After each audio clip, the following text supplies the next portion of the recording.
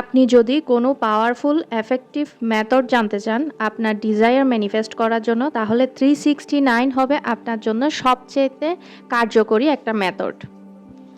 আজকে আপনাদের জন্য খুবই উপকারী একটা টেকনিক নিয়ে আসলাম, যা দ্বারা আপনি আপনার ডিজায়ার ইজিলি ম্যানিফেস্ট করতে পারবেন, যেটাকে বলা হয় 369 টেকনিক।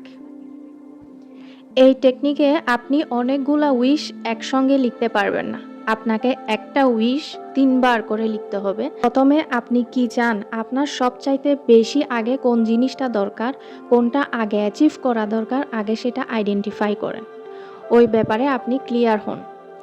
দেন আপনি সকালে 3 বার আপনি গোলটা লিখেন, প্রেজেন্ট টেন্সে লিখবেন, যাতে আপনার গোল আপনি অলরেডি অ্যাচিভ করে ফেলেছেন।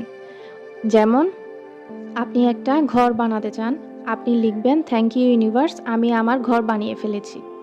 বা আপনি একটা কার কিনতে চান, আপনি ইউনিভার্স বা আপনার ঈশ্বর যাকে ইচ্ছা, আপনি প্রথমে গ্র্যাটিটিউড লিখবেন, তারপর লিখবেন আপনি অলরেডি পেয়ে গিয়েছেন। আপনার যা উইশ থাকে আপনি সেখানে লিখুন। বা আপনি একটা জব অ্যাট্রাক্ট করতে চাচ্ছেন, আপনি লিখবেন আমি আমার জবটি অলরেডি পেয়ে গিয়েছি।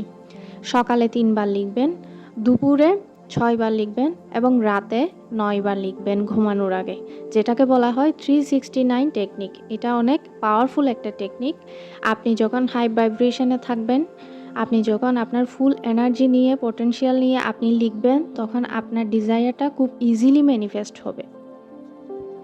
আর এই টেকনিকটা আপনাকে 45 দিন মানে 45 ডেজ পর্যন্ত করতে হবে।